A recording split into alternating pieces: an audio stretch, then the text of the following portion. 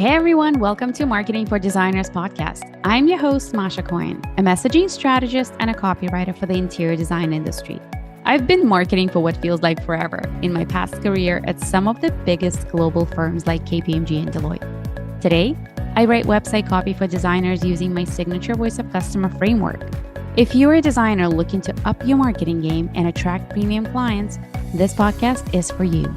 Each week on the show, we're going to be talking all things marketing, from branding to messaging to social media, SEO, and so much more, so you can have all the tools you need to grow your business and attract your dream clients. Welcome back to Marketing for Designers podcast. I am excited about today's episode because typically I bring you marketing experts on the show to talk about all kinds of different strategies that are available to you as interior designers to implement and to make marketing a little less overwhelming and complex. So today, I'd like to introduce you to an architect who's got a solid marketing game. My guest today is Naama Blonder. She's an architect, urban designer, and urban planner in my hometown, Toronto.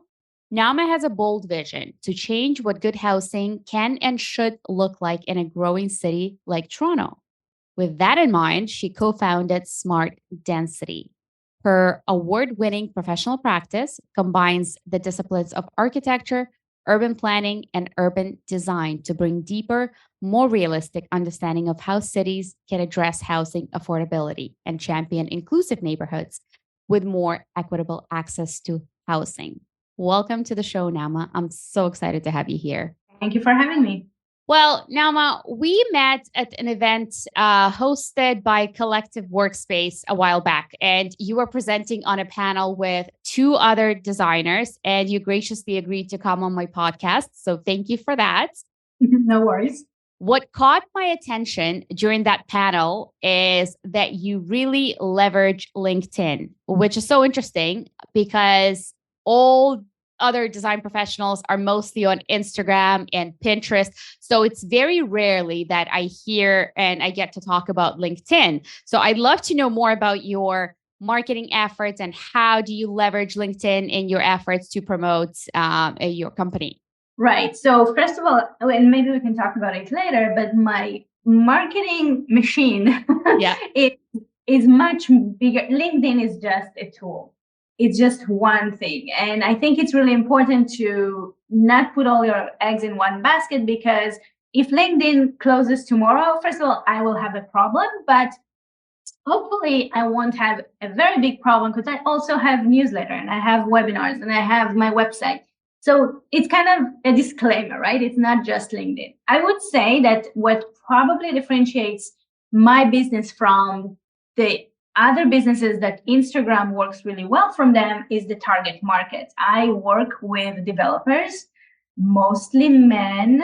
I'm trying to think, like, are they all men? Maybe in a certain age that I do believe they're on Instagram, but I think Instagram is more of like their fun, and they I don't think it's where they go to find professional for their professional inquiries. So LinkedIn has become, for me, a much more natural place to be. At the same time, Instagram is very saturated in content creators. Even me, when I look at Instagram and like those videos, there are a lot of trends. People are producing a lot of content. On LinkedIn, you have a big audience with a very small pool of actually content creators. If on LinkedIn, I will put a video that is super informative, goes into the depth of a certain topic that is super educational. I could talk for 3 minutes. On Instagram, I will not survive, right? A 3-minute video will not survive on Instagram. And the other aspect on LinkedIn is that you could be proactive and ask the certain type of connections or people that you want to be in contact with. You can send a connection request, something that no other social media offers today, not Instagram, not Twitter, not Pinterest. And when I started, I remember it was the spring of 2018. Every week I went very actively and sent connection requests until LinkedIn told me to stop. And that's how I grew up until it became organic enough. And at the same time, I produced content, I posted things, especially during COVID, it was something that really boomed. But I was very active on growing my audience by actually asking people to connect with me, something that you won't be able to do anywhere else. And you can see that on LinkedIn, I have more than 17,000 followers, and Instagram, which is a place that I guess I never found my mojo. I don't know, it feels like very much friends and family following me there, which is at 600 maybe, right? So these are kind of, in a nutshell, the biggest differences between the platforms. I feel like you said something very important. Two things. One, you first looked at your audience, who are you after? And then you kind of got to know, okay, where does this audience hangs out? What does my audience look like? And then that's how you picked LinkedIn. And the second thing that you said is that LinkedIn is just one element of your bigger strategy. It's one of the elements. So I would love to kind of take a look at what else do you have before we get into LinkedIn. So you mentioned a couple of things: newsletter, you've got your website. What else do you do? What does your marketing look like? Yeah. So during COVID, me and my friends started doing those webinars. That was basically like a podcast, but with a video on. Mm-hmm. And we started by inviting, we called it From the Ground Up. And we started inviting founders of companies like really big, like we had John Love from Kingset, and we had Jan Gehl, the Danish urban designer, probably more familiar to your audience. We were able to get really great names, probably because we were pretty early on to this. Like as COVID started, right? We started seeing the boom in podcast creation, and that's how we started. And it grew up. It grew our newsletter very, very fast because we also hosted it as a live webinar. So it attracted a lot of people, and we kind of grew it. And then you accumulated a subscriber list of thousands of people, and you're like, you better do something with it. I have a simple rule that I don't waste people's time. Everything I do, I have a very cut to the chase, bottom line mentality in my own being, and I would never spam people. I would never. Everything that I do has to be valuable. And I think if it is marketing, my mentor, I should also give him credit, Andrew Patricio, who I met through City of Toronto, kind of a workshop. It was like a grant, and you needed to finish his course to be eligible for the grant. And turned to be the best thing of this grant was meeting Andrew. And I will probably quote Andrew more than once during this podcast. But he said that, first of all, education is the best marketing. And it's something that I still remember till this day, because I always try to bring value with anything that I do. Even if I do a video, it will never be about myself. It will never be self-promoting. It will always be about what you can take from it. And I think people really appreciate that. And and I'm saying this specifically in the context of newsletter, because people really don't get how to do a newsletter that people won't feel like they're being spammed. And I think the last time I saw, I have 42% opening rate, which is really, really, it's really good. High. I think everything above 18 is really good, right? So it just shows you that people appreciate what I share. The same thing, the same philosophy I do with my webinars. They're educational. They're not about me. They're not salesy.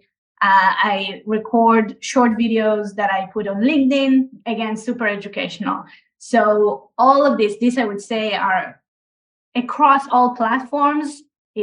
That's what I share. And it could be, by the way, a case study that I got nothing to do with. Like, it's not my firm, and I even, promoting others, but it has a component in it that is appreciated and educational. So this is kind of my philosophy to marketing.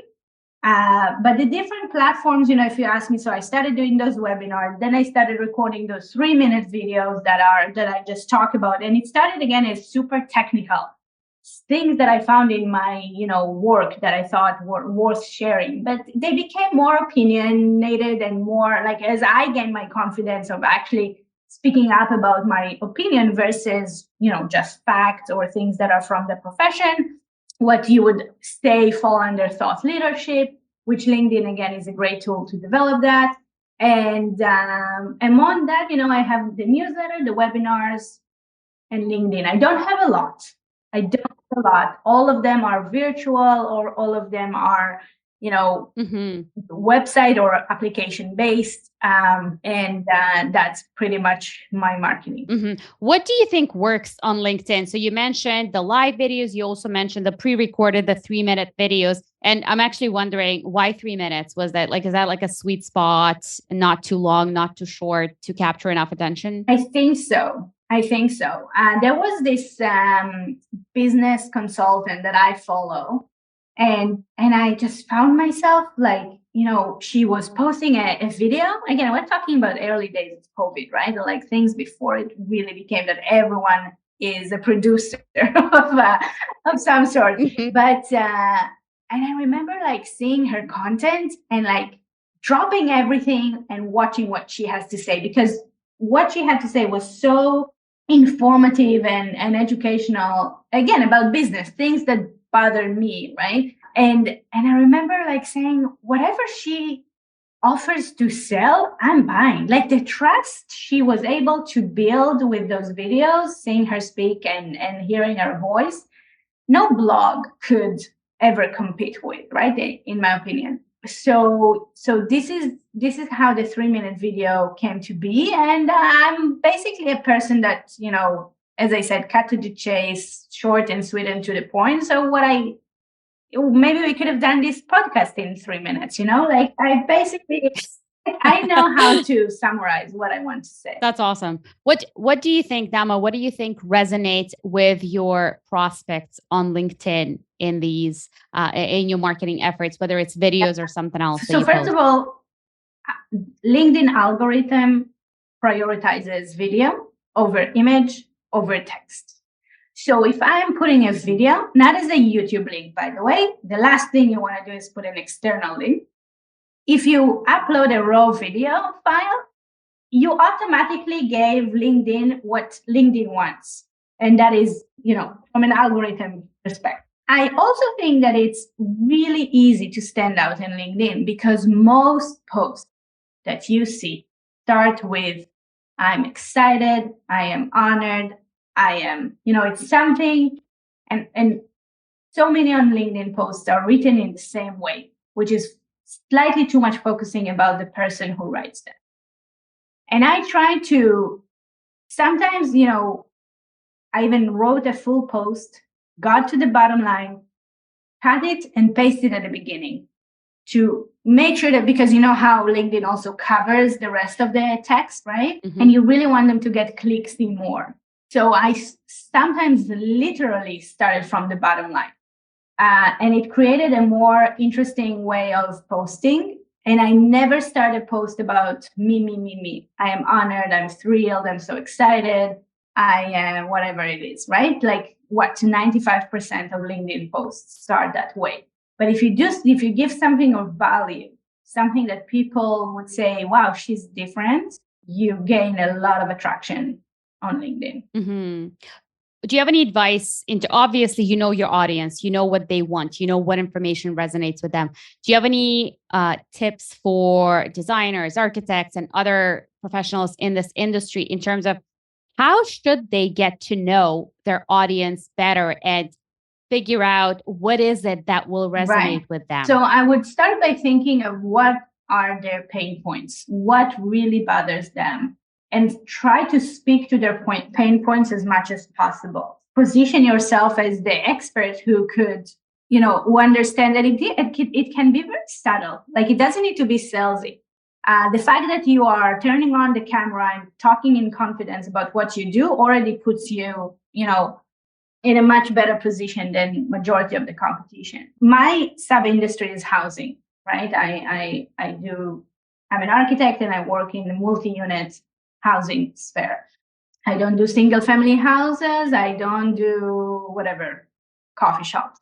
And there's a lot of political discourse, public discourse that I am involved. I do a lot of advocacy. I volunteer. I go to council. I write letters. All of this matters. People see it also because I post it, but people, it's it definitely making a big difference in differentiating you from the competition. That a lot of the time you will see a post from an architect posting a rendering and saying, so grateful to start construction today. I mean, if you start construction today, you should be grateful. But but like it's very like me. What's in it for them? Why would they care about your post? I feel that this is so smart. So I feel like what you're also saying that you should not only be posting about what's like what your projects look like or the renderings or whatever, but bigger issues at hand. Like what else does your audience care about? Yes, rarely that I do, by the way. First of all, a lot of my work is confidential in nature. So I have a problem that, because imagine you work with developers, but I'm sure that if you're an architect who works with individual homeowners, they might not be super excited about revealing their, right? Like, so, but a lot of my work for a very long time is, and I'm talking about years, okay? It's confidential.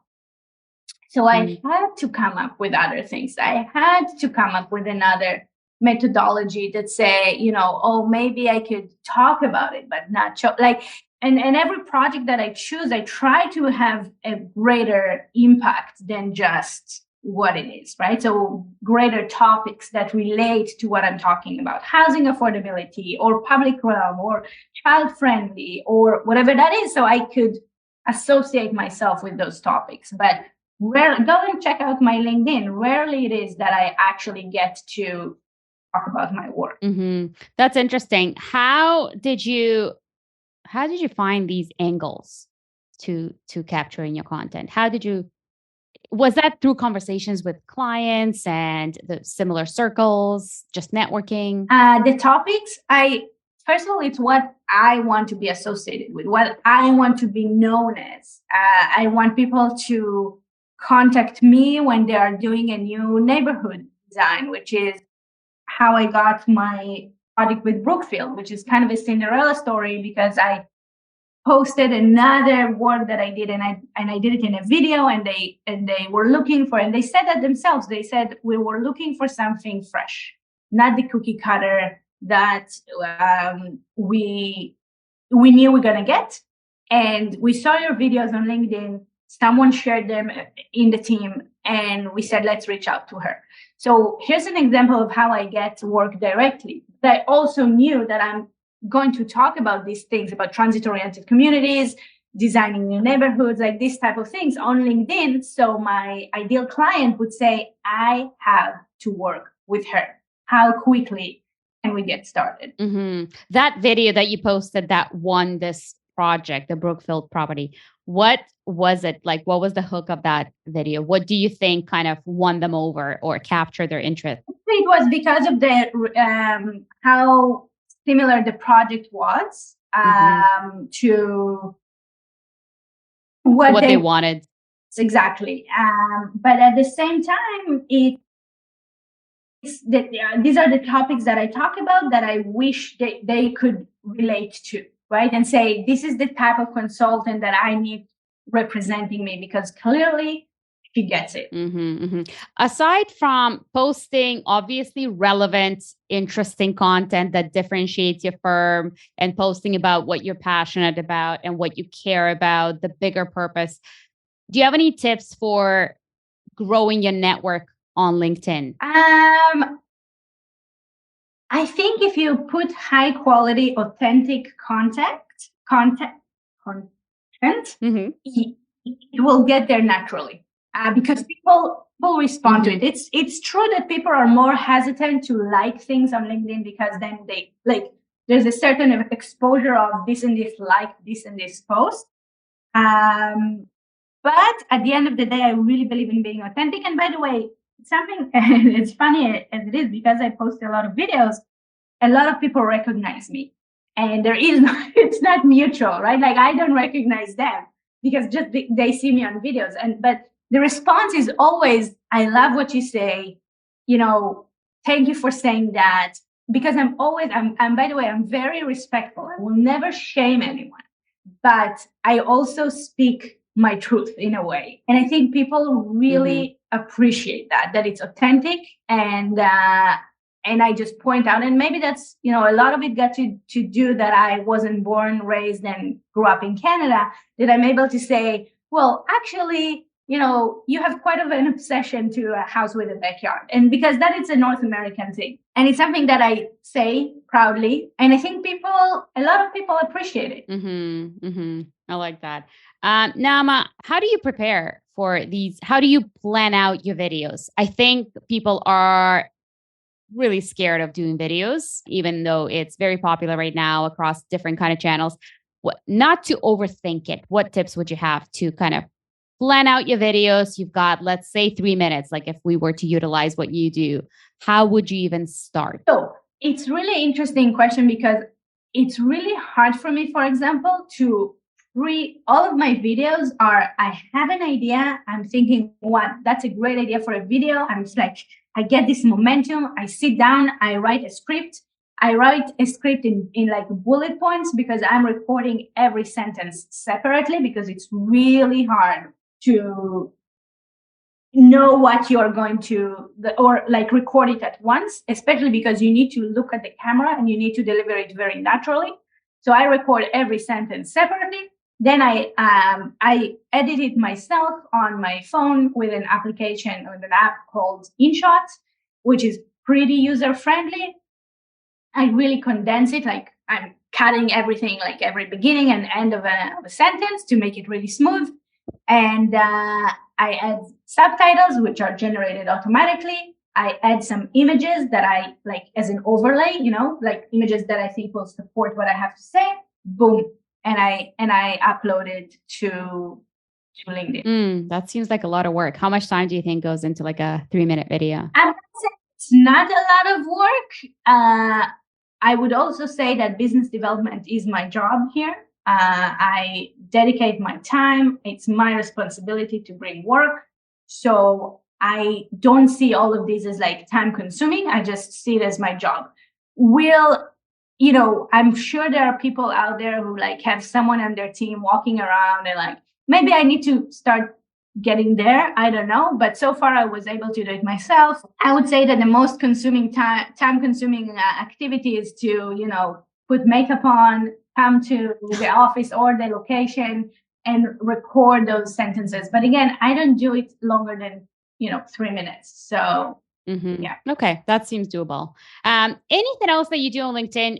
Do you still do the outreach, or do you feel that people just organically kind of reach out to you based on the content that you post? Yeah, absolutely. I get direct like outcomes from the videos that I send. Absolutely. Yes. Like meaning they reach out to you. Yes. I don't do any reach out myself. Oh, amazing. And how do you make sure that it gets exposed to the right people, or it gets in front of the right people? Is that just to your network? Because I'm not sure how the algorithm works. That's a good question. There's always a question of like, who is watching? And that's the actually advantage of having a newsletter. You can see who is subscribed. You can see if they open your email. You can see how, top fans are they by seeing how many emails of yours they open. On LinkedIn, unless they liked it, you can't really know who watched it. But sometimes, like in the Brookfield case, I didn't need the CEO. I don't know, CEO of Brookfield. I don't even know who they are. Okay, but like I didn't need the CEO of Brookfield. I just needed enough people on their team to vouch that they saw my videos and they actually think I'm great, despite the fact that they never worked with me. So it is a great question. I wish I could know, couldn't. It's not about knowing. It's about targeting who watches it. I wouldn't recommend LinkedIn ads, for example. It's very expensive and not worth it, in my opinion. And I just want to make sure we're connecting the dots. You do promote these videos that you put on LinkedIn through your newsletter. So whatever you put on, it gets promoted to your newsletter subscribers. Correct. Okay, awesome. Well, this is great. I feel like that was like a LinkedIn 101. Now, I have one more question for you. What's the one habit or practice that you implemented in your life or in your business that has been game changing? A lot of things. I, as you know, in the spirit of education, I educate myself. I love reading. I love watching online courses. So if anyone has a recommendation, maybe you do about, other business learning, I'm really passionate about the topic, about how to sit in business. So it's something that I always learning. I would rather go to bed with a book about business or an online course that I'm watching than doing Netflix or reading another book or whatever, or Instagram scrolling. So I think that is something that is always opens up my mind. That is definitely, I could link several things in my business that I owe to my passion for education. Any one particular book that you would recommend? Wow. Just because like fresh memory, I don't know. Oh, okay. Few of them. So I just finished Scaling Up, which it was a pretty good book. And I think I'll start their online course as well. And there's another book called The War of Art, not the art of war, but the war of art. And it's basically about how to get us to do things and listen to our inner calling. It's not a very spiritual book, but it's a very short book. And it's like about getting us like to do the things that we want to do in life. So it's very good.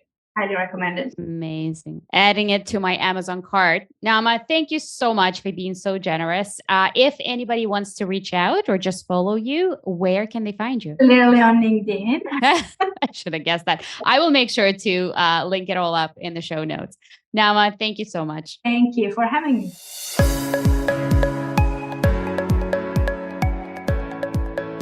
Thank you so much for tuning in to another episode of Marketing for Designers. This is Masha Cohen signing off. See you next week.